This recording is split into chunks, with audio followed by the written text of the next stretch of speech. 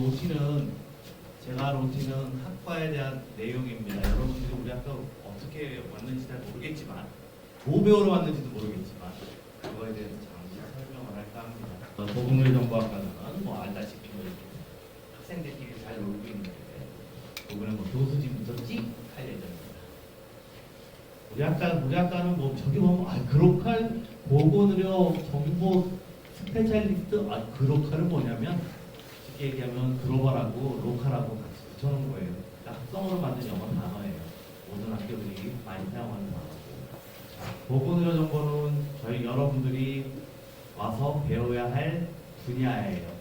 이 분야에 스페셜리스트를 만들고자 실제로 하고 있는데 이런 말만 들으면 도대체 뭘 배우는지 뭘 하는지 잘 모를 거예요. 그래서 다음 부분부터 이제 설명을 하려고 해요. 그런데 여러분을 가르치시는 교수님들은 좀 알아줘야 되겠죠. 물론 전임 교수님도 아까 세 분, 나를 비롯한 그리고 박지미 교수님이 지금 지방에 계셔가지고 일이 있어서 못 올라오셔가지고 안 계신 거고요.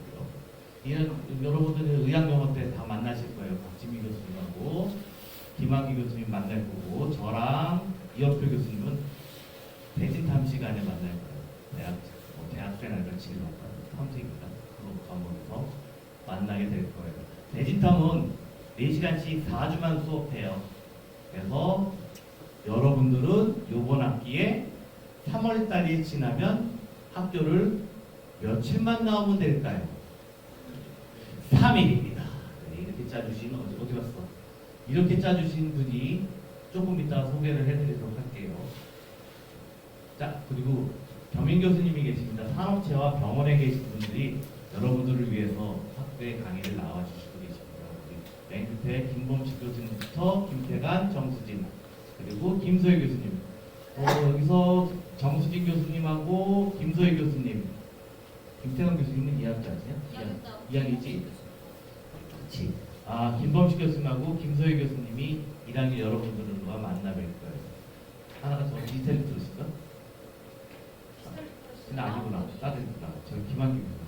헷갈리네요. 하도 많아가지고. 네, 김소희 교수님은 여러분하고 가장 필수 과목이 꼭 들어야 하는 과목이 보건의료 정보관리학을 아마 강의해 주실 거고요. 그리고 계속해서 2, 3학년에 계시는 교수님이십니다. 여기서 1학년에는 이충원 교수님이 새로 오셨는데요. 이충원 교수님이 여러분과 강의하실 거예요. 그리고 유성희 교수님, 윤명희 교수님, 한상규 교수님, 그리고 또 회계 쪽을 가르치시는 교수님이 또 한 분 더 계셔요. 네, 그분은 딴 쪽에 있어서 여기서 명단을 올리지 않았어요. 이렇게 12분이죠. 12분이 여러분의 3년 동안 수업을 대부분 책임지실 거예요. 물론 채플이나 뭐 이런 것들은 다 빠진 내용이고요. 영어도 빠진 내용이고. 자, 이분이 바로 여러분들의 시간표를 이틀을 쉴 수 있게 짜주신 분이십니다. 여러분들이 가장 많이 이제 이야기를 하셔야 되고 만나셔야 하고 또 물어도 봐야 되고 하실 분이에요. 이다인조교 꼭 알아두십시오. 이조교라고 우리는 이조교라고 부르지만 여러분은 이다인조교님이라고 불러야 되겠죠. 왜냐하면 조교랑 저랑은 스승과 제자가 아니라 교직원, 동료예요. 그러니까 나이꼴 조교예요. 그러니까 조교님한테 너무 심하게 말하지 마시고 또 여러분 선배이기 때문에 또 많은 것들 가르쳐 주실 거예요. 꼭 여러분들이 알아둬야 돼요.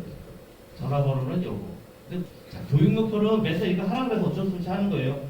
뭐 학교의 교육 목표가 사명이 어쩌고 우리의 대학의 사명, 목표, 핵심 역량이 어떻고 근데 이거는 나중에 어때 사용되냐면요. 물어보냐면 대학이 우리 대학도 마찬가지지만 일반적으로 우리 대학도 정부에서 돈을 어느 정도 돈을 받냐면 얼마 정도 받을 것 같아요, 우리 학교가? 아까 혹시 입학식장에 오신 분 맞죠? 그때 총장님이 뭐라고 그랬냐면 132개 대학 중에 최상위 대학에 떠기는 마바리아 실시 대학에 붙어있고 맞죠? 이렇게 얘기했어요. 자, 그렇다면 국가에서 학교에다가 여러분들을 위해서 쓰라고 어느 정도 돈을 줄까요? 우리 학교에서 자, 마치시는 분은 내 수업 면제권 하나 드리고 결석 면제권을 하나 드리도록 하겠습니다. 너는 안 돼. 혹시 뭐가 땡! 68억? 빙고! 자, 그 정도를 여러분한테 사용하고 있습니다. 그래서 좀 풍족할 거예요. 여러분이 딴 데 가서 어디 가서 이제 어떻게 하려면 여러분이 이제 3학년을 마치고 다른 학교나 이렇게 4년제로 편입하는 경우들이 있어요. 편입할 때 학생들이 항상 와서 하는 말이 딱 하나예요.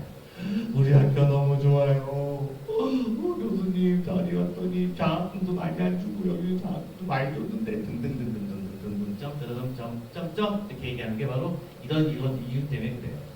그래서 이런 이유 때문에 돈을 여러분한테 열심히 쓰니까 여러분들이 찾아다니면서 다 가져가시면 돼요. 장학금 여러 가지가 있으니까 하고 싶은 대로 많이 신청해서 하시면 되고요.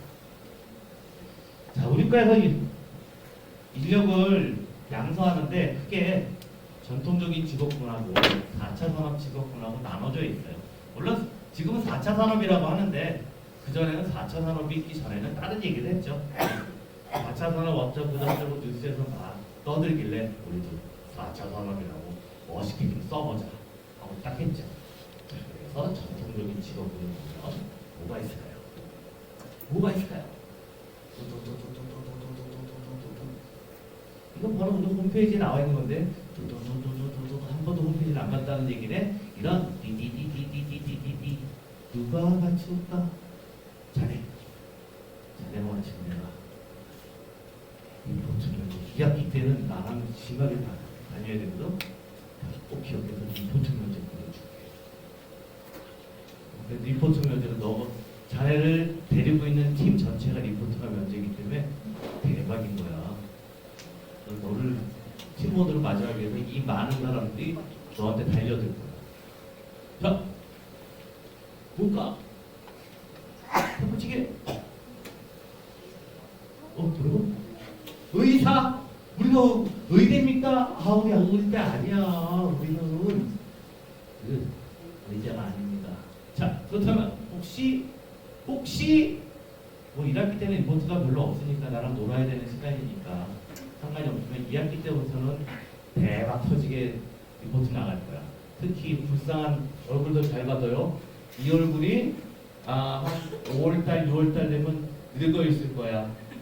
왜냐면 대박 공부시켜서 리포트가 어마어마무시하게 나갈 거거든. 나만 그러냐? 천만의 말씀. 나는 제발의 피야. 더 많아. 다른 교수님들도. 자, 혹시 약을 파는 데가 없는 거 보니까 관심이 없는 거지? 빨리 손 드세요. 이거 좋은 거예요. 진짜 좋은 거예요. 진짜 뭐 좋아요. 어쩔 수 없네 뭐. 자, 넘어갈게. 띵! 자, 이렇게 세 가지의 인력을 양성하는 교육을 시킵니다. 첫 번째 있는 보건의료정보관리사는 여러분들이 3학년 마치고 12월 달에 시험을 봐야 되는 12월 첫 주에 봐야 되는 국가 면허 시험이에요. 의료기사 등에 관한 법률에 의해서 거기에 나와 있는 의료기사예요. 그래서 얘를 따게 되면 병원의 의료정보팀에 취업을 하실 수 있어요. 그리고 두 번째는 병원 업무 행정과 같은 경우에는 병원에 기본적으로 일을 하는 총무, 기획, 예산, 원무 이런 것들에 대해서 취업할 수 있는 곳이고요. 그리고 손해사정서는 뭐냐면 손해사정서도 들어본 것 같은데 아니거든. 보험 아닌가요?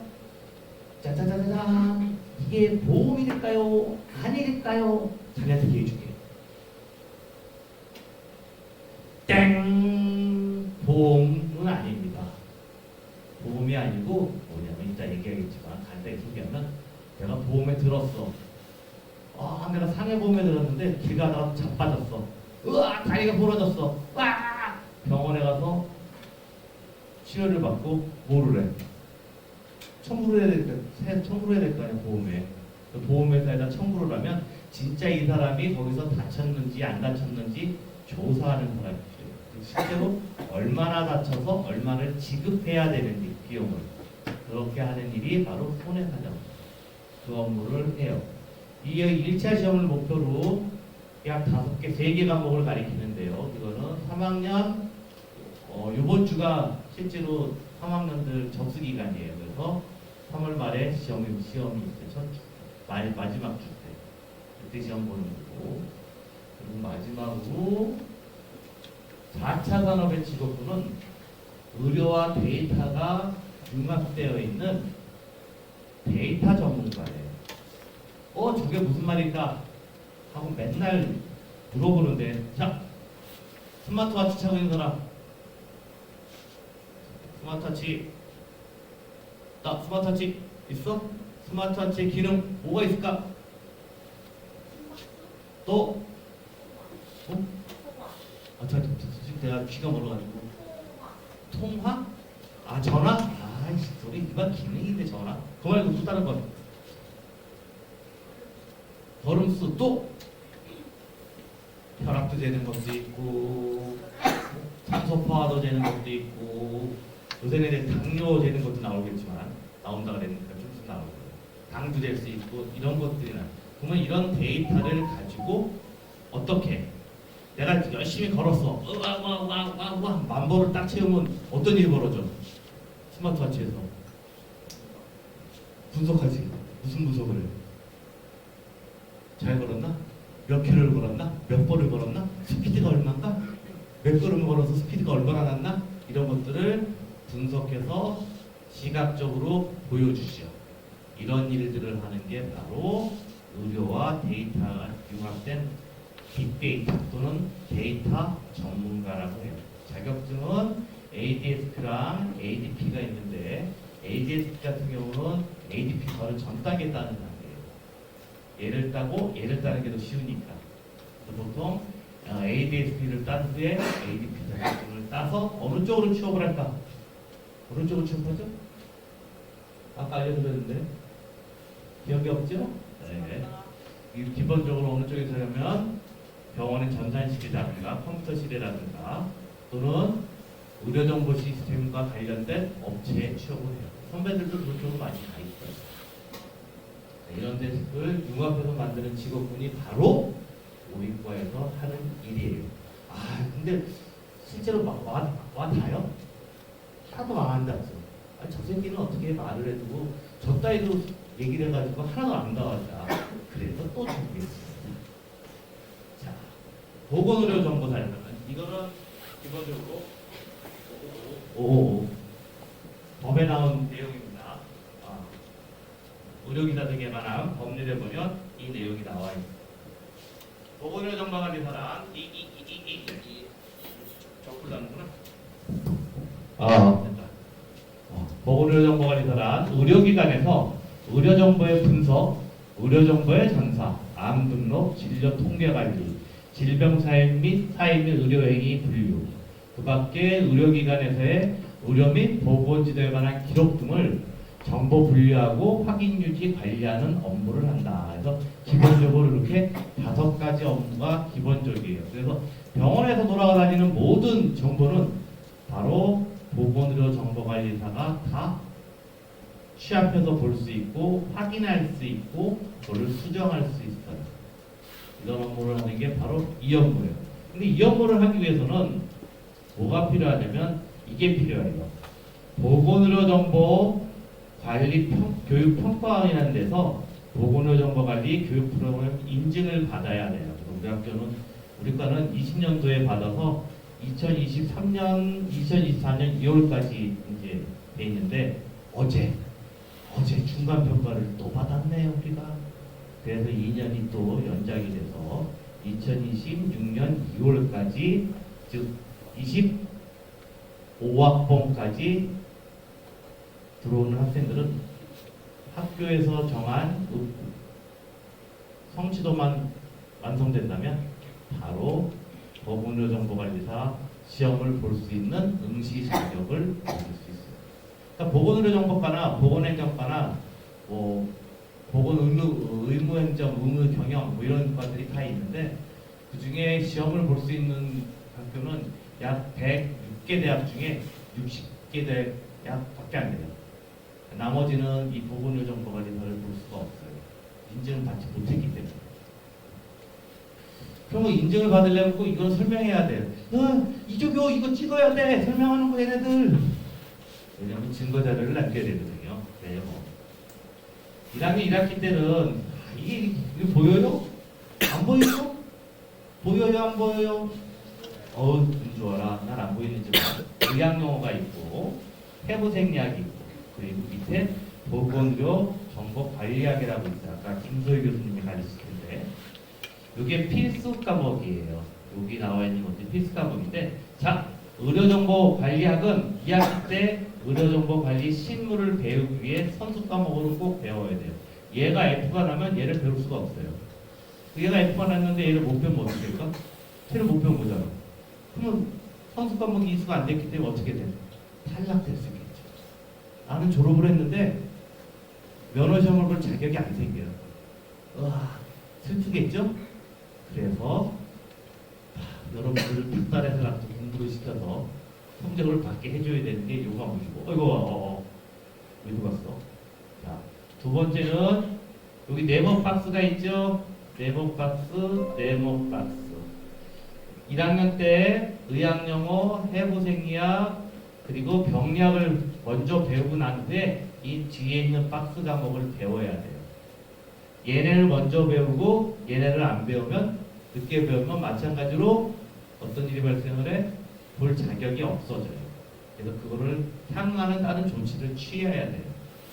또 여기 보면 또 점 하나 더 쳐져 있죠? 질병 및 의료행위 분류와 의무기록 정보분석 실무는 의무기록 정보분석 실무 앞에 무조건 전에 질병 및 의료행위 분류를 배워요. 그러니까 여러분이 여기 나오는 요 과목들은 하나, 둘, 3, 넷, 5, 6, 7, 8, 9, 0 그래서 딱 10개는 필수적으로 다 기본적으로 성적을 잘 받아야 되겠죠? 근데 이것만 받으면 되느냐? 천만의 말씀, 만만의 콩떡입니다. 이렇게 18개가 돼요. 필수가 거기. 오, 떨려라 18개. 어마무시많죠? 의학영어, 해부생리학, 보건의료정보관리학, 의료정보기술, 병리학, 보건의료정보관리 실무, 보건의료 조직관리, 보건의료 데이터관리, 건강보호비전 및 실무, 의료기록 정보분석 실무, 질병 의료행위 분류, 의료관계 법규, 의료의 질관리 양등록, 의무기록 정보질, 현장실무, 건강정보보호, 보건의료 통계, 마지막으로 현장 실습 이렇게 총 18개 과목을 다 성적을 받아야만 국가 면허 시험을 볼 수 있는 1차 자격이 생겨요. 신난다. 요것만 보면 되겠지요. 하지만 천만의 말씀 만만의 콩떡 이렇게 선택 과목 4과목이 또 더 있어요. 그래서 총 22개 과목에 대해서 여러분들이 성적을 받아야 돼요. 저거 정말 못해요. 괜찮아요. 할 수 있어요. 어느 누구나 다 할 수 있어요. 단지 시간을 조금만 투자하면 돼요. 시간만 조금만 투자하면 되는데 여러분이 안 해서 문제지. 그 중에 제일 중요한 과목이 뭐라고 생각합니까? 18개 중에 제일 중요한 과목 선물 1번 뭐? 빙고입니다. 의학영어를 모르시면 여러분들이 시험 문제를 하나도 못 풀어요. 그래서 의학영어는 뭐와 같냐? 영어 단어와 똑같아요. 영어를 하려면 영어 단어를 역시 보건의료 전공학과 또는 임상병리과, 병과, 물리치과, 간호과 이런 학생들이 자기 직무를 위해서 다 배우는 게 의학영어입니다. 의학영어는 여러분들 1학기 때 배우더라도 2학기 때 또 배워요. 식물의학영어 또 배우는데 그거 1학년 때 끝나는 게 아니라 그걸 베이스로 계속 외워야 돼요. 영어 단어 외우듯이 까먹지 않게. 그러면 대학생활이 아주 편하겠죠? 까먹었지? 이거 2학기 때 보면 알지. 자, 마지막이에요 이제. 그렇다면 저 18개 과목과 선택 과목을 하면 다음과 같은 10가지의 프로그램 성취 결과를 얻을 수 있어요. 단 나중에 종합시험을 봐야 돼요. 종합시험하고 두 번째는 뭐가 필요하냐면 학과 활동과 자격증, 예를 들면 학습제 참여, 그리고 자격증 이런 것들을 학과 참여하는 펜에서는 그런 것만 보기 때문에 학과 참여에 대한 자격증만 필요해요. 교육받는 거. 그 자격증은 저 자격증 하나도 없어요. 괜찮아요. 괜찮아요. 없어도 돼요. 다 따게 해줘요. 다 중간에 1학기 때는 코디네이터상을 딸 거고 2학기 때는 보험심사 청구사 자격증을 딸 거고 2학기 때는 경영 지도상가를 딸 거야. 그리고 3학년 때는 병원 행정사랑 뭐더라? 하나 더 있는데 하나 까먹었어. 하나 더 따. 그래서 보통 5개 정도를 따요. 4개에서 5개. 이렇게 따게 해주니까 별로 걱정 안 하셔도 돼요. 그렇다면 그거 특강비나 이런 거는 교수님 돈 내야 되는 거 아닙니까? 맞아요. 돈을 내면 돼요. 누구한테? 본인한테. 즉 나중에 시험 보는 비용 빼고 나머지 특강비나 이런 것들은 다 학교에서 지원해줘요. 혹시 좋죠? 좋은 학교 맞아요. 왜냐면 지원해주고 바쁜 애교해주구나. 그래. 나와라 그러면 월요일하고 화요일날 여러분들 아마 불려서 나올 거야. 시험 공부하러 나오고 자격증 특강이 있습니다. 나오세요. 하고 딱 나와서 특강 듣고 시험 보고 듣고 자격증 하나 만들고 이렇게 1번부터 10가지가 있는데 다 거의 비슷한 내용이에요. 능력 총 10가지의 능력이 나와요. 무슨 능력인지는 어디서 찾아보면 있을까요? 어디? 안산대학교 인트라넷? 아니야 없어. 거기는 우리가 안 올려놨어. 안 올려놨어. 거기는 진짜 안 올려놨어. 홈페이지? 학교? 학원. 학과 홈페이지도 있고 여러분이 주 강의실에는 4층에 오시면 널려 있어요. 강의실에도 들어가도 있고 복도에도 있고 여러분 지나다니면서 한 번씩 읽어오시면 되겠습니다. 자, 그럼 진짜 무슨 일 하는지 눌러줘. 보도록 해봅시다.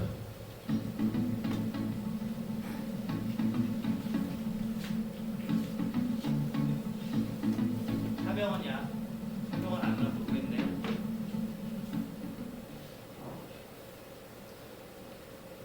의료정보팀이라는 명칭만 들으셨을 때는 어떤 일을 담당하는지 쉽게 와닿지 않으실 거라 생각돼요. 의료정보팀이라 하면 의료기관에서 보건의료정보의 분석, 질병, 사인, 의료행위의 분류와 그 밖의 의료기관에서의 의료나 보건지도 등에 관한 기록 및 정보의 분류, 확인, 유지, 관리에 관한 업무를 수행하는 곳입니다. 쉽게 말하자면 보건의료 정보가 안전하고 효율적으로 생성, 저장, 활용되도록 관리하는 보건의료 정보 관리사가 근무하는 곳이라 할 수 있습니다.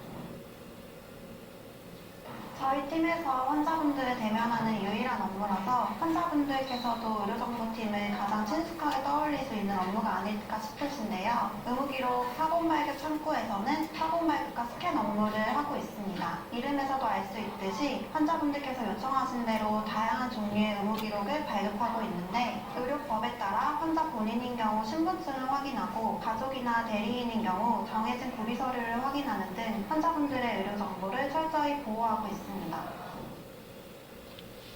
태어난 환자분들의 의무기록의 정확성과 완전성 관리, 질병사행 의료행위 분류, 보건의료 정보 분석 등의 업무를 하고 있습니다. 의무기록의 정확성과 완전성 관리를 미비 관리라고도 하는데요. 양질의 의료정보로서 의무기록 내용이 충실한지 확인하여 신속하고 정확하게 작성될 수 있도록 관리하는 것을 말합니다. 이 과정에서 의무기록을 작성한 의사, 간호사, 의료기사 등들과 수시로 소통하고 있습니다. 질병사행 의료행위 분류는 진료 과정에서 내려진 진단과 시행된 각종 처치, 수술과 같은 의료행위를 한국표준질병사행 분류와 의료행위 분류 지침에 따라 분류하고 있습니다. 이러한 의료정보를 국가 단위의 보건의료 통계, 질병조사 정보로 제공하기도 하고 다양한 연구 및 분석 정보로 제공하며 환자 진료에도 연계하고 있습니다.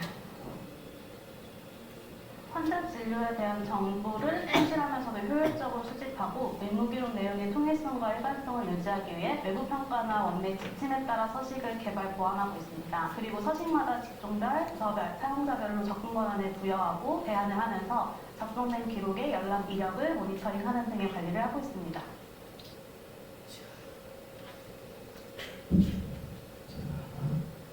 그렇다면 실제로 여러분들이 볼 수 있는 사람은 딱 한 번만 한 파트밖에 없어. 어느 파트냐면 바로 환자가 나 질병이 뭐니라 다른 병원으로 이사하고 다른 병원으로 갈래요. 제 의무기록 병원 진료 차트를 복사해 주세요. 할 때 그 정보를 다루는 사람도 바로 보건의료 정보입니다. 그러니까 대학병원에 가면 이렇게 보면 그 외부에서 가져온 진료 차트나 또는 내부 차트를 복사해 주는 분들 계셔. 그분들이 대면 창구에서 앉아있는 보건의료 정보관리라고 나머지는 다 숨어 있어. 근데 아까 얘기했듯이 이런 게 있었지. 아니 간호사나 의사나 다른 의료기사와 수시로 소통한다고 그랬지. 왜 소통하냐면 걔네들이 이 질병에 대해서 처치가 잘못됐기 때문에 그 처치에 대한 내용을 다시 확인하는 거예요. 그래서 보건의료 정보관리사가 무지무지하게 중요한 직업 중에 하나야. 그래서 큰 병원 같은 경우는 뭐 한 20명 정도 있는 곳도 있고, 대학서 삼성에 가서 서울에는 뭐 S병원 같은 경우 한 25명 정도 돼요. 업무만 하시는 분들. 이런 분들이 존재하고 있어요. 그러면 국가시험은 어떻게 면허시험 어떻게 구성되어 있냐? 1교시, 2교시, 그리고 점심 먹고 3교시로 구성되어 있어요. 보건 기사 중에 가장 시험을 먼저 봐. 12월 첫 주 토요일 날을 봐. 그 다음 보는 게 임상병리과, 그 다음 방과, 물치과, 그리고 간호과가 제일 늦게 봐. 2월달에 봐. 이런 식으로 정해져 있어요. 뭐 시간은 뭐 보통 뭐 95분, 80분, 120분 총 몇 분이야? 200분, 295분, 300분 보니까 총 5시간 정도 봐. 5시간을 보면서 시험을 보는데 보통 합격률은 천차만별의 학교마다 뭐 인천에 있는 모 대학은 15%, 안양에 있는 모 대학은 10%, 부천에 있는 대학도 40몇 %, 그리고 지방에 있는 대학에서 좀 높은 데가 많아. 70%, 80%대도 있어. 근데 우리는 그 재작년에 처음 봤는데, 작년 말고 재작년에 배출되는 처음이니까 그때 봤는데 50% 나왔어. 만족한 수치는 아닌데 내가 처음 치고는 그래도 잘했어. 그의 평균이 전체 합격률 평균이 42%야. 매일 낮았지? 낮은보다도 좀 낮았어. 평균보다 높았으니까 내가 잘했다고 생각해.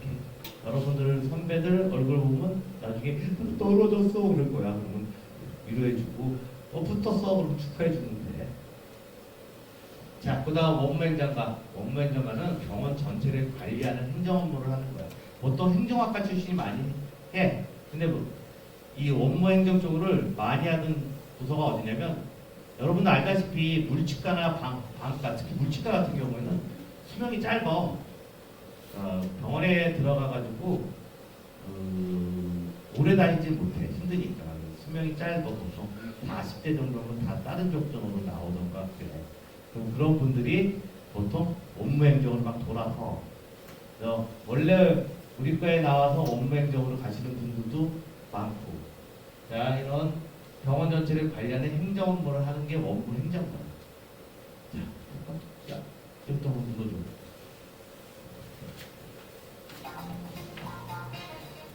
자, 병원 입구에 왔는데요. 네. 여기가 이제 업무팀에서는 응급 창구와 여기 외래 창구가 있는 곳입니다. 그리고 그 뒤에 별관이 있는데요. 별관에는 외래 창구와 이태원 창구가 있습니다. 그리고 여기는 이제 모자보건센터, 제가 근무하고 있는 창구입니다. 네, 먼저 출근하면서 출근 도장을 찍고,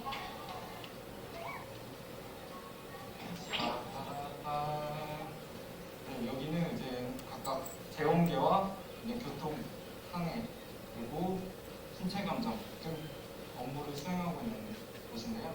저 안쪽에 팀장님이십니다. 먼저 빨리 환복을 하고 업무를 해야 되기 때문에 먼저 환복을 하고 있습니다. 자, 환복을 하고 왔습니다. 근무지로 이동해 보겠습니다. 근무지로 이동하기 전에 제가 환자들을 위해 드릴 거스름돈을 위한 돈통을 가져가야 되는데 저희는 시제통이라고 합니다. 보이시나요? 문을 닫고 제 근무지로 이동해 보겠습니다. 나중에 잘 들어봐. 들어간 곳을 통해서 저희 병원은 2층 통해서 공관, 별관, 신관, 그리고 제가 근무하고 있는 모자보건센터 다리를 통해서 모두 이어져 있습니다. 네. 이거는 정말 분신이라 생각할 정도로 잘 챙겨서 가져가야 됩니다. 이제 여기가 모자보건센터 입구로 들어가겠습니다. 네. 따라오시죠. 네. 거의 다 왔어요. 이태원 근처여서 외국인이 많이 와요. 네. 짜잔! 네, 제가 이제 근무를 하고 있는 여기 접수, 수납, 이태원 모두 담당하고 있는 여기 업무 창구에 도착했습니다. 저를 적응할 수 있도록 도와주시는 두 미녀 선배님들 여기 계십니다. 안녕하세요. 네, 안녕하세요. 네.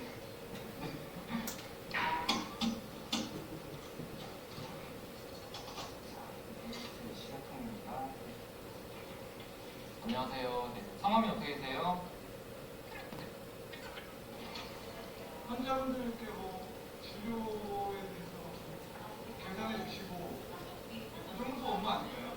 보통 업무라고 하면 그렇게 간단히 생각하시는 분들이 많은데 저희는 이제 환자분들이 이제 오셔가지고 이제 어디 진료과에 접수를 해드린 다음에 각 진료과에서 검사 청구가 잘 들어왔는지 확인을 하고 그리고 수많은 보험 유형 중에서 환자분들이 맞게 적용을 시켜서 환자에 맞는 수납을 해드린 게 저희 업무입니다. 네.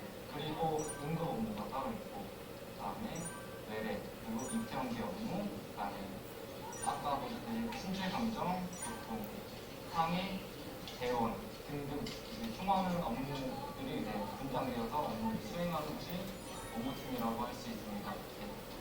잘 모르셨죠? 네, 이렇게 많은 업무들이 있는지. 1290번모님 네, 어떻게 오셨어요? 해외 출국 코로나 검사요? 네, 몇 번 보이세요? 지금 고객님 지금 환자 많아서 해외 출국 코로나 검사 지금 오늘 안 되세요. 마감되셨어요. 2층에 한번 확인해 보시고 네, 다시 내려오세요. 가장 좀 어려운 때가 어떤 때예요? 곤란한 부분은 저희도 이제 환자 입장에서 서비스를 최대한 해드리고 싶은데 본인 얘기만 하시고 저희 얘기를 안 들으실 때 이렇게 의사 소통이 안 되게 되면 저희는 해드리고 싶었는데 병원에 대한 이미지가 안 좋아질 수 있게 돼버리는 게 저는 좀 아쉬운 것 같아요. 위에서 계신다고 하신 거죠? 네.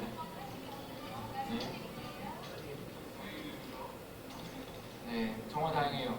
환자분들 안 된다고 저희는 그런데 다시 업무를 도와드릴 수 있어서 정말 다행입니다. 여기까지가 이제 기본 업무인데 이 사람은 실제로 행정업무 업무팀으로 가는 분이 아니라 기획팀에 있다가 이제 순환하면서 업무팀으로 오는 거예요. 이런 행정업무를 하는 전문가를 양성하고 있습니다. 교수님은 저렇게 취업하시는 분 많나요? 안산에 있는 종합병원 중에 여러분 선배들이 대학을 자, 그 다음 손해사장 나옵니다. 이 손해사장 돈 잘 벌어요. 돈이 필요한 사람은 다 손해사장 그쪽에 가서 일하면 돼요. 일만 잘하면 6개월 안에 한 4, 5천 벌 수 있어요.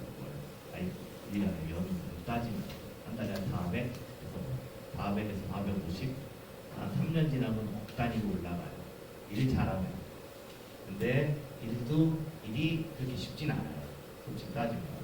손해사장은 뭐냐면 보험을 들었는데 보험을 든 사람이 사고가 발생을 했을 때 그 보험 정도가 어느 정도인지 파악해서 조사해서 실제 맞는 금액을 책정해 주는 사람이 손해사정사예요. 손해사정사 되게 어려워요. 왜냐면 손해사정사는 크게 뭐 신체 대물도 있고 이런 것들이 있는데 많이 뽑지가 않아요. 1년에 뭐 정확히 얘기하면 뭐보다 더 어렵냐면 의사고시보다 어려워요.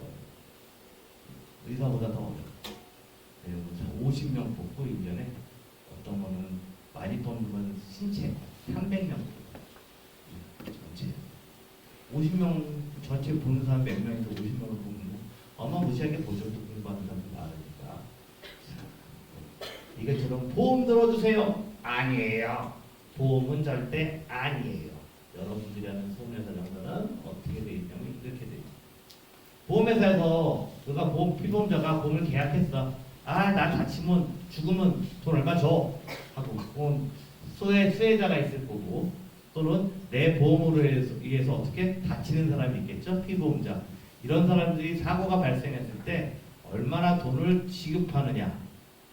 즉 보험을 든 사람이 사고가 발생하면 손해사정사가 보험사고를 확인하고 보험금을 산정해서 실제 이 사람한테는 얼마만큼의 보험금을 지급해야 합니다 하고 누구한테 주냐면 보험회사에다 통보해 주는 거예요. 그럼 보험회사는 그걸 받아서 아, 손해사정사 이렇게 왔으니 이렇게밖에 못 드려요. 이게 끝이야. 그러니까 가입하고 그런 게 아니라 보험 들은 사람이 사고가 났을 때 그 보험에 대해서 얼마만큼 돈을 지급해야 되는가를 판단하는 게 바로 손해사정사, 즉 손해사정사 업체에서 하는 일이에요. 보통 보험 하나에 예를 들면 KB보험이라고 치자. 어느 KB보험에 어떤 A라는 보험이 만들어지면 거기에는 손해사정사 한 명과 보조인력 한 20명이 달라붙어. 이게 한 팀이야. 그럼 그 보험은 그 한 팀에서만 다 처리해. 어마무시한 게 많이 일도 많이 있지만 또 수입도 좋아요. 네, 이렇게 처리하는 게 보험 사정사. 보험 여기 보면 뭐 되게 많죠. 대물, 차량, 신체. 근데 우리는 신체 쪽을 해요.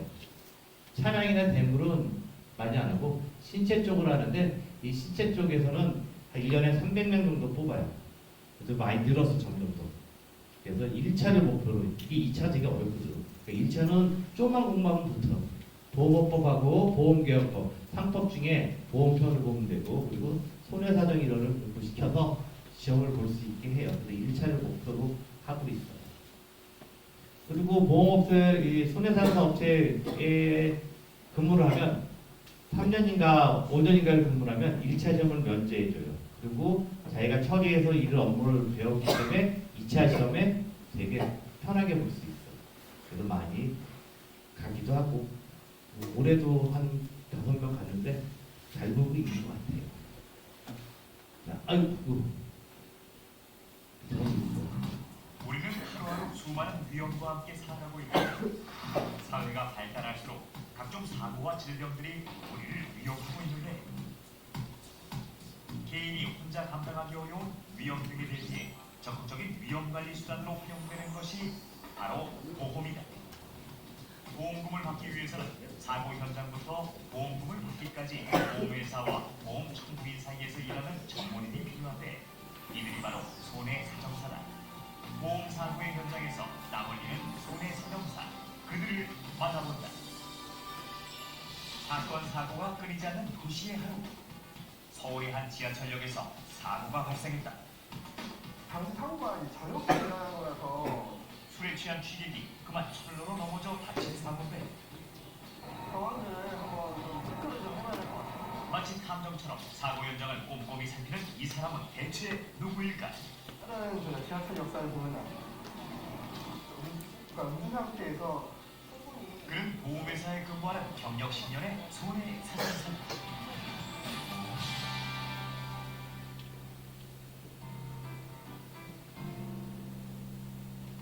아침 8시 30분 분주하게 하루 업무가 시작된 이곳은 서울의 한 보험회사다. 이곳 사무실 한 층에 근무하는 50여 명의 직원들 모두가 손해사정과 관련된 업무를 담당하고 있는데 보험 가입자에게 사고로 인한 손해가 발생하였을 경우 손해액을 평가를 하고 객관적이고 공정하게 보험금을 계산하는 업무를 하는 사람입니다. 흔히 사고를 당하면 보험 가입자는 보험회사로 연락해 보험금을 청구하는데 이때 중요한 전문가가 바로 손해사정사다. 보험금 지급 업무는 이해 관계자 또는 그와 관련된 제3자와 피해 보상과 관련된 분쟁이 발생을 합니다. 이러한 분쟁을 최소화하기 위한 역할이 손해사정사의 중요한 역할입니다. 박태준 손해사정사는 출근하자마자 제일 먼저 간담회 사고 내역을 전산으로 확인하며 숨가쁘게 하루를 시작한다. 이번에 그리고 고객님께서 계약한 보험 약관으로 봤을 때는 지금 보장이 될 수 있는 범위는 이제 치매 감정비라는 상품이세요. 추가적으로 또 보상이 될 수 있는 범위가 있는지를 좀 검토를 좀 해볼게요. 고객님. 보험회사와 보험 청구인 사이에서 일하는 손해사정사는 업무 범위에 따라 신체 손해사정사, 재물 손해사정사, 또한 차량 손해사정사와 이 세 업무가 모두 가능한 종합 손해사정사로 구분할 수 있다. 또한 같은 신체 손해사정사라도 자동차 사고 등을 전문으로 다루는 손해사정사와 질병 상해보험 분야를 전문으로 하는 손해사정사, 그리고 책임보험 분야를 담당하는 손해사정사로 구분할 수가 있는데, 박태준 손해사정사의 경우는 질병 상해보험 분야를 전문으로 하는 신체 손해사정사다. 지금 이 사진은 지금 환자가 뇌출혈을 사망하는 걸 보험을 청구를 했는데요.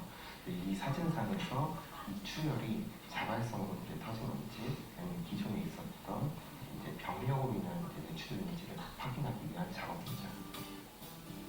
사고 관련 자료를 분석하고 정리하는 일은 손해사정 업무에서 매우 중요한 업무인데, 질병상해보험을 담당하는 박태준 손해사정사는 전문 의학서적부터 각종 법률서적까지 관련 자료를 꼼꼼히 살피곤 한다. 저희가 이제 업무를 진행하다 보면은 이제 신체와 관련된 부분이 가장 많이 있습니다. 그때 이제 케이스에 맞게 이제 해당 케이스에 맞게 업무를 좀 하고 있습니다. 과거에는 교통사고를 담당하는 손해사정사가 많았지만 최근에는 질병상해보험에 관련된 손해사정사가 크게 증가하고 있는 추세다. 여기서 이 옛날 거라고 하는데 실제로 보험회사에서 옛날에는 손해사정사들을 고용해서 있었는데 지금은 법적으로 불리하게 돼 있어요. 그래서 삼성생명이나 무슨 큰 보험회사들도 자체적으로 손해사정사를 데리고 있을 수가 없어요. 그래서 외부에 있는 손해사정 업체에다가 자기의 보험에 대한 보상금 같은 것들을 조사시키고 있어요. 그래서 이건 약간 틀린 내용이에요, 그 내용은. 그리고 이분이 아까 얘기했듯이 신체사정, 질병에 관한 신체사정, 여러분들이 앞으로 막 이쪽으로 간다 그러면 그쪽으로 가게 될 분야예요. 자, 그럼 마지막으로 4차 산업이다. 4차 산업 뭐 여러분도 다 알겠지? 자, 제1차 산업은 무슨 혁명이지? 뭐 때문에 제1차 산업혁명이 일어났을까? 1차 산업혁명 뭐 때문에 나왔을까요? 증기기관 때문에 나왔지. 사람이 하던 거를 누가 했어? 기계가 하니까 더 많이 대량 생산이 나왔어. 그러면 2차 생산은 뭐가 있을까요? 2차 산업혁명은 바로 전기에너지를 기반으로 해서 이루어지는 모든 산업 현장이고, 3차 산업혁명은 써져 있잖아. 컴퓨터로 일어난 혁명이고, 4차 혁명은 바로 정보와 지능이 합쳐지는 인공지능으로 이루어지는 데이터 세계야. 이 세계를 우리가 하기 위해서 여러분한테 의료와 데이터 융합의 전문가, ADP나 ADSP 전문가를 만들려고 해. 옛날에는 그냥 내가 제일 많이 알던데 그 노하우가 있어서 가르쳐 주면 돼. 근데 인터넷이 막 발견됐어. 그때는 어떻게 어디 있는지만 가르쳐 주는데 어디에 있더라? 어디 있으니까 찾아가라. 그랬는데 지금 그렇지 않지. 어떻게 발전됐어? 그냥 서술적으로 아이씨 내가 뭘 해야 되지? 하고 컴퓨터에 물어봤더니 컴퓨터가 뭘 해야 될지 사항을 지가 분석해서 나한테 알려줘. 혹시 챗 HCP ChatGPT라는 거 본 사람 챗GPT 봤어? 그래, 여기 선물 좀 다이나 이주교 선물 받아가 알았지? 대단해. 리포트하기 좋아. 니네가 리포트할 때 어떤 답은 다 나와. 근데 그 리포트를 또 검사하는 툴이 있어요. 내가 모르지. 자, 챗 GPT 같은 거를 이용해서 실제적으로 내가 뭘 해야 될지 던져주면 얘가 알아서 분석을 해주고 상황을 분석해서 답을 던져줘. 이런 세상이 바로 빅데이터와 인공지능이 합쳐진 세상. 이런 분야를 여러분한테 소개시켜주고 그쪽으로 취업할 수 있게 교과 과정이 또 구성이 되어 있습니다. 그래서 우리는 국가공인 데이터 분석 전문가 ADSP와 ADP를 자격증을 딸 수 있도록 공부를 시켜. 이걸 따면 기본적으로 데이터 분석하는 또는 데이터를 시각화하는 이런 쪽에 많이 취업할 수 있습니다. 자, 이게 뭔가 봅시다.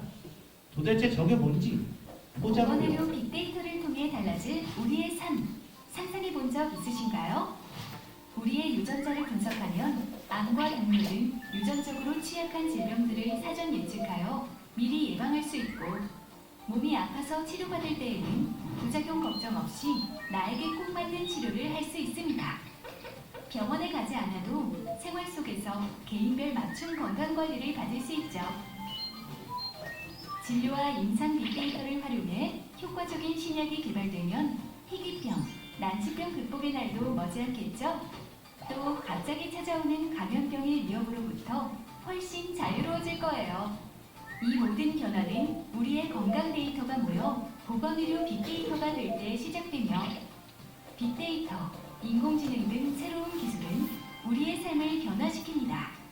정부는 종합적인 데이터 활용 전략 아래 모든 사람이 누릴 수 있는 성과를 창출하고 보건의료 빅데이터가 막힘없이 흐르는 혁신 생태계를 마련하겠습니다. 우리의 건강 데이터로부터 시작된 변화가 보건산업의 혁신 성장과 건강한 미래를 만듭니다. 이게 실질적으로 정부에서 추진하고 있고 거기에 맞춰서 인력을 양성하는 학교들이 많이 생기고 있어요. 자, 취득 자격증은 나중에 다 물어보면 돼. 여기 다 따야 되는 것들이야. 대부분 따겠지. 자, 졸업후 진로는 시간이 관계상 좀 빨리 넘어갈게요. 뭐 의료기관이 있고, 교수님 의료기관이 어디를 말씀하시는가 봐요. 하고 하면 대학병원은 못 가. 대학병원은 갈 수가 없어. 왜냐면 여러분들이 영어를 안 해.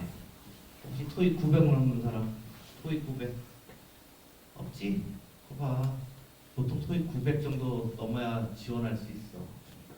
대학병원 쪽으로 가고 싶은 사람은 영어 공부를 해야 돼.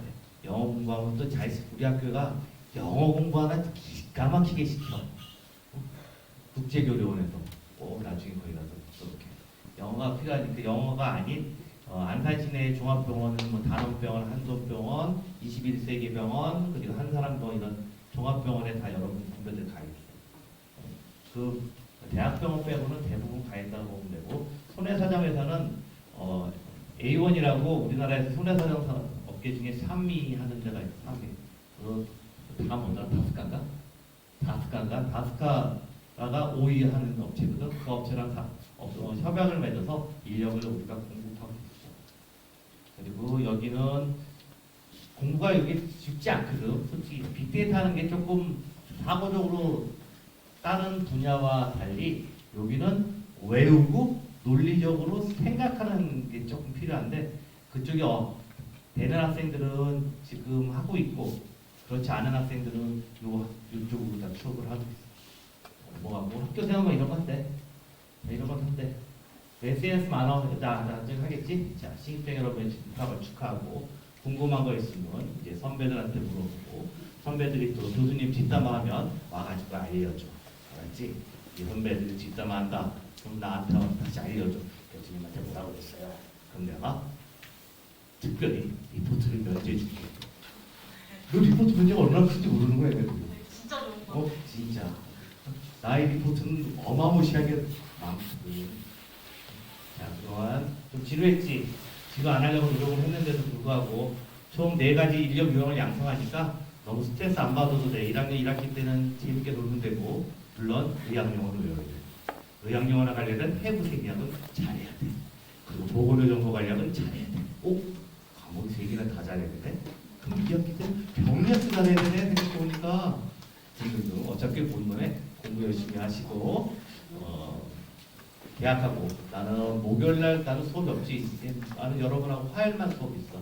그리고 2, 3학년 수업이 있어가지고 여러분 못 만나니까 지나가다. 또 하나.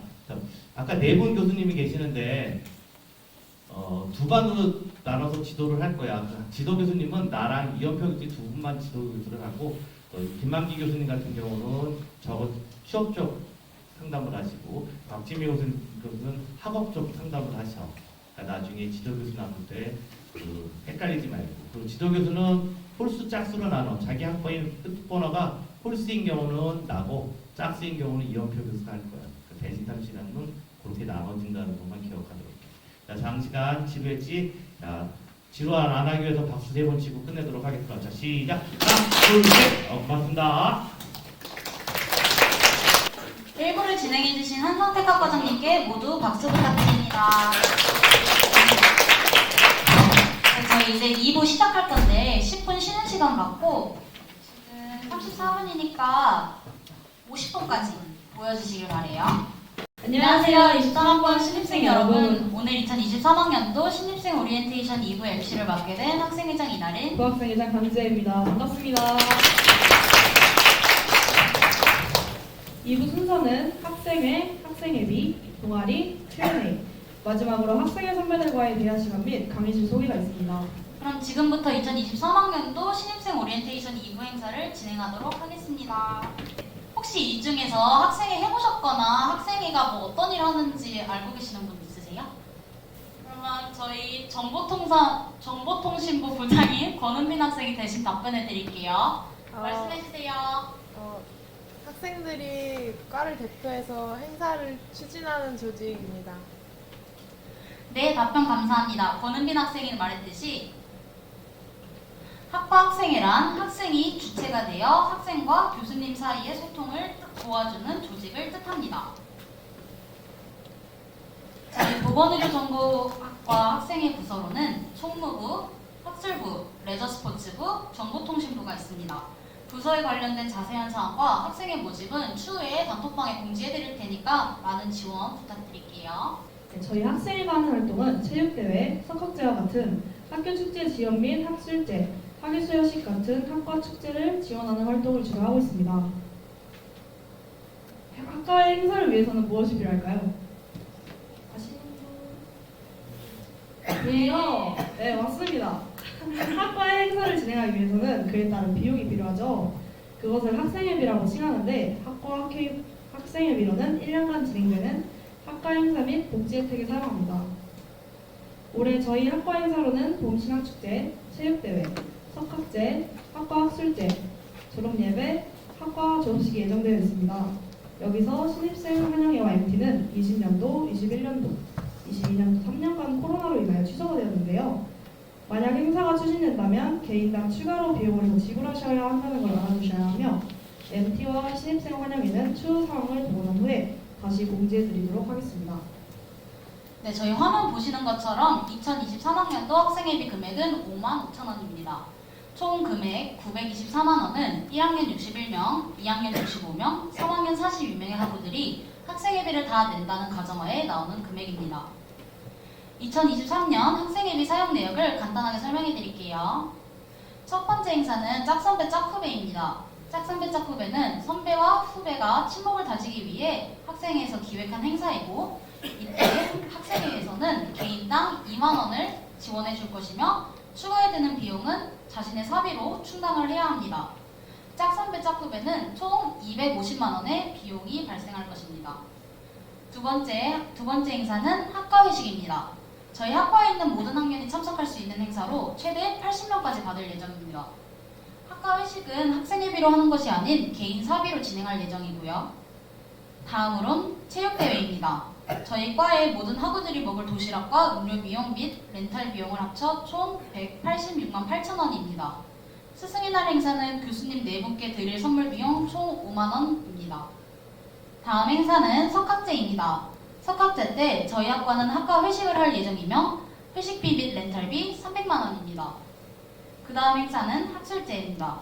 학술제란 이때까지 배웠던 것이나 만든 작품들을 다른 사람들이 볼 수 있도록 전시하거나 발표하는 행사입니다. 저희과 학우들이 먹을 간식, 물, 비품과 상품 비용 총 127만 2천원입니다. 다음 행사는 졸업식입니다. 비품 비용 15만원 나가고 마지막으로 국가고시 보시는 선배님들을 위한 선물 비용으로 30만원 나갈 예정입니다. 학과 행사나 학생 회비에 대한 내용이 다 끝나가는데 이쯤에서 하나 아쉬워하는 게 있는데 무엇인지 아시는 분 계실까요? 네, 없으면 이번에 학술부 부장인 노연아 학생한테 물어볼게요. 무엇인지 아실까요? 학생회비 안 내면 어떻게 되나요? 네, 맞습니다. 학생회비를 안 내면 어떻게 될지 궁금하신 분이 계실 텐데 그러시면은 저희 학과에서 주최하는 모든 행사 및 이벤트를 참여하실 수 없게 됩니다. 저희 학생회비에 대한 내용은 추후 단톡방에 이것도 자세하게 공지해드릴 테니까 한 번 더 읽어보시고 많은 참여 부탁드릴게요. 다음으로는 전공 동아리에 대한 설명인데요. 전공 동아리는 담당인 강지혜 학생이 설명해드리도록 하겠습니다. 박수 주세요. 전공 동아리에 대한 설명이 있겠습니다. 지금부터 신입생분들이 가입하실 수 있는 동아리를 간단하게 소개해 보려고 합니다. 저희 보건의료 정보학과 전공 동아리는 의학영어 동아리인 아이마입니다. 국가고시에 도움이 되는 목적으로 하는 동아리고 매 주마다 단어 테스트를 봐서 의학영어에 대한 지식과 단어들을 빠르고 쉽게 익힐 수 있도록 도와주는 동아리입니다. 저희 보건의료 정보학과에서 의학영어는 필수라고 생각하기 때문에 많은 지원 부탁드립니다. 동아리 인증은 학과 네이버를 이용합니다. 네이버 카페에서는 취업 정보, 각종 자격증 정보 자료 등을 알 수 있습니다. 전공 동아리에 대한 공지는 추후에 다시 올라갈 예정입니다. 전공 동아리도 많은 관심과 참여 부탁드립니다. 네, 여러분 저희 1부랑 2부 설명 간단하게 해드렸는데 이거 좀 많이 지루하셨죠? 지루해요. 감사합니다. 네, Q&A 시작 전에 학생회를 이겨라 게임을 시작하겠습니다. 네, 게임 종목은 가위바위보입니다. 먼저 학생회장이랑 이기는 사람만 나와주세요. 네, 모두 손 올려주실까요? 안 내면 진다 가위바위보. 우리 손 내려. 네, 이번엔 저랑 같은 거 내시는 분 남아주시면 돼요. 가위바위보. 네, 이번엔 저한테 지시는 분만 나와주세요. 가위바위보. 네, 앞에 나와주세요.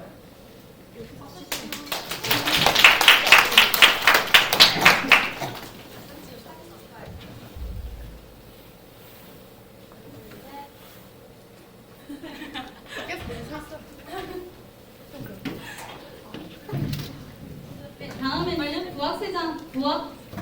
부학생회장이랑 같은 거 내시는 분만 나가주세요.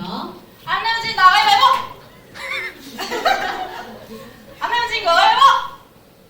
오, 이번엔 이기는 사람으로 할게요. 안 내면 진거 가위바위보. 오, 아, 높게 들어주세요. 이번엔 둘이 셋이 가위바위보예요. 넷이 어디서? 넷이 가위바위보 할까요? 안 내면 진거 가위바위보. 누가 이겼어? 보자기. 네, 앞으로 나오실게요.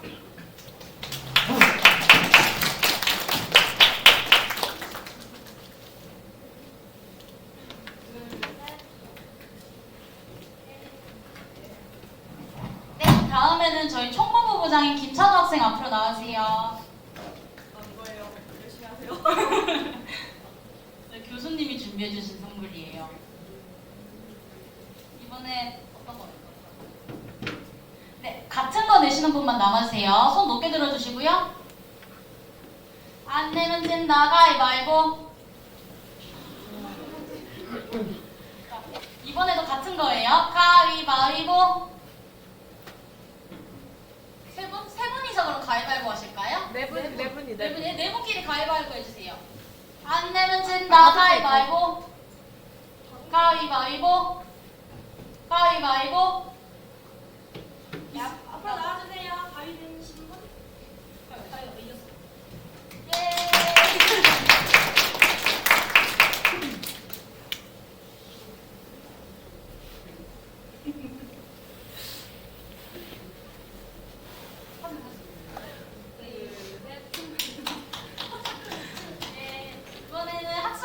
이번엔 노현아 학생이 할게요. 네, 이기는 분 남아주세요. 가위바위보. 가위바위보. 몇 분 남으셨어요? 손 높게 들어주실 수 있나요? 가위바위보. 네 분? 이번 네 분 맞으실까요? 이번에 지는 사람이에요. 가위바위보. 네, 둘이 가위바위보 해주실래요? 가위바위보.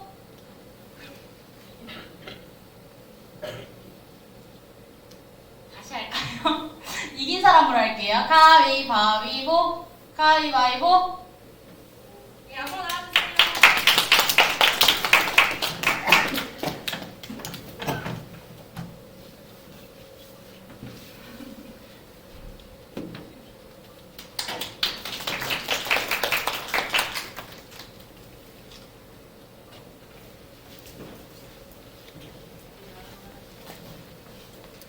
네, 다들 즐거우셨나요? 네. 할게요. Q&A는 사전에 단톡방에 미리 올려둔 구글 폼으로 받았어요.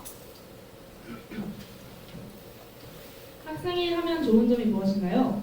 먼저 학생회를 하면은 학생들의 의견을 모아 교수님들께 전달해주는 역할을 맡기 때문에 학과 교수님들과 조금 더 친밀해지는 시간을 갖게 되고요. 그리고 또 학과의 주체가 되어 다양한 학과의 행사를 기획하고 운영하며 여러 경험을 쌓을 수 있는 좋은 장점이 있습니다. 또 제가 개인적으로 느끼는 장점은 선배들과 일단 친해질 수 있는 장점이 있고요. 그리고 학과 소식을 좀 누구보다 더 빨리 접할 수 있다는 큰 메리트가 있습니다. 학과 과잠이 있나요? 네, 현재 저희 과는 과잠이 따로 없어요. 근데 혹시 원하시는 분이 계시면은 저희가 따로 수요조사 실시할 테니까 그때 많이 응답해주세요. 실습은 언제부터 나가나요? 실습을 나가면 어떤 걸 하나요?